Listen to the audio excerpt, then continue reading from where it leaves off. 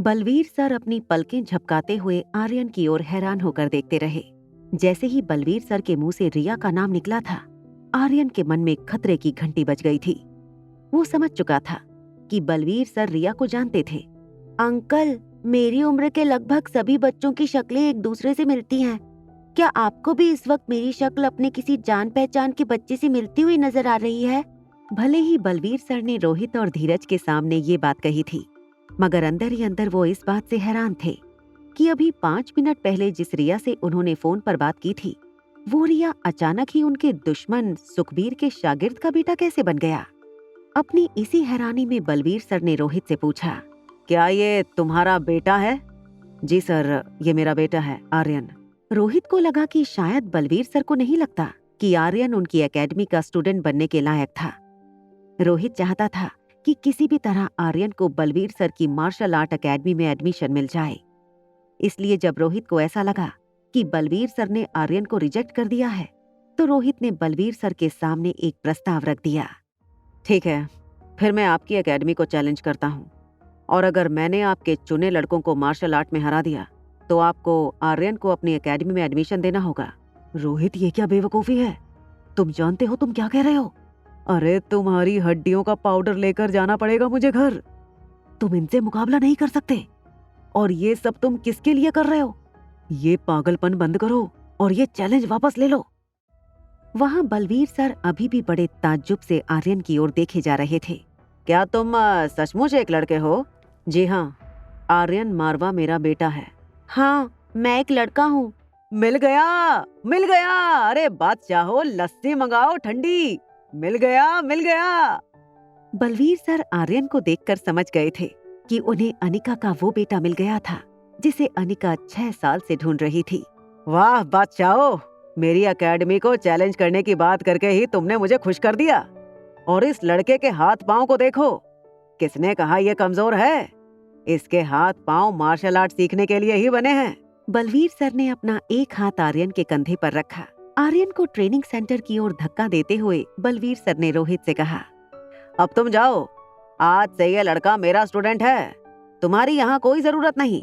रोज training खत्म होने के बाद इसे लेने आ जाना।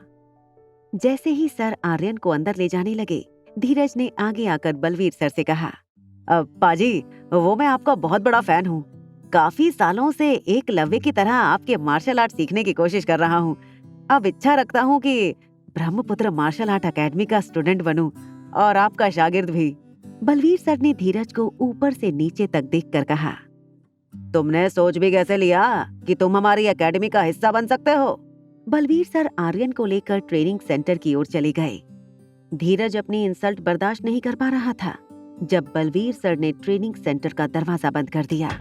धीरज ने चिल्लाते हुए कहा, आप मुझे रिजेक्ट करके उस कमजोर बच्चे को एडमिशन दे रहे हो। बहुत बड़ी गलती कर रहे हो आप, बहुत बड़ी गलती। रोहित ने धीरज की ओर गुस्से से देखा और कहा, तुम में क्या कमी है वो तुम्हें अब तक नहीं पता। यही तुम्हारी सबसे बड़ी कमजोरी है। रोहित की बात समझ पाना धीरज के बस में नहीं था। धीरज जब तक रोहित की बात समझने की कोशिश करता, रोहित गाड़ी में बैठकर निकल चुका था। जब से बलवीर सर ने रिया को देखा था, उन्होंने मन ही मन सोच लिया था कि वो अनिका की बेटी रिया को ही अपना वारिस बनाएंगे। बलवीर सर आर्यन का हाथ पकड़कर उसे अपने ऑफिस में ले गए। आज से मैं तुम्हारा गुरु हूँ और तुम मेरे शिष्य। मगर ये रिश्ता तब से शुरू होगा जब मैं तुम्हें तुम्हारी माँ से मिलवा दूंगा। तुम जानते हो तुम्हारी माँ का नाम अनिका है। आर्यन ने बलवीर सर की बात का जवाब देते हुए हाँ में अपना सर हिला दिया। ये देखकर बलवीर सर हैरान हो गए। उन्होंने आर्यन से पूछा, तो बेटा प्रॉब्लम किस बात की है? मुझे बताओ, तुम्हें अनिका अच्छी नहीं लगती क्या? मॉम तो बहुत अच्छी हैं। मैं उनसे बहुत प्यार करता हूँ।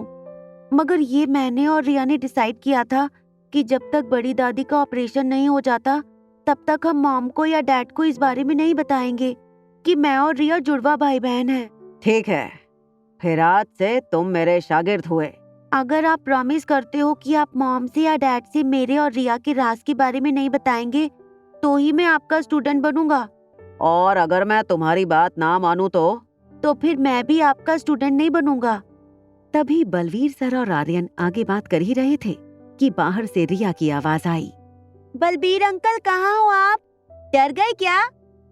रिया की आवाज सुनते ही बलवीर सर ने अंदर से आवाज लगाते हुए कहा, अरे रिया, अनिका तुम आ गए। आज मेरे पास तुम लोगों के लिए एक बहुत बड़ी सरप्राइज है। आगे की कहानी जानने के लिए देखें अगला एपिसोड सिर्फ पॉकेट एफएम के यूट्यूब चैनल पर। और एक लड़की को देखा तो के सारे एपिसोड को सुनने के लिए डिस्क्रिप्शन में दी गई लिंक से डाउनलोड करें पॉकेट एफएम ऐप।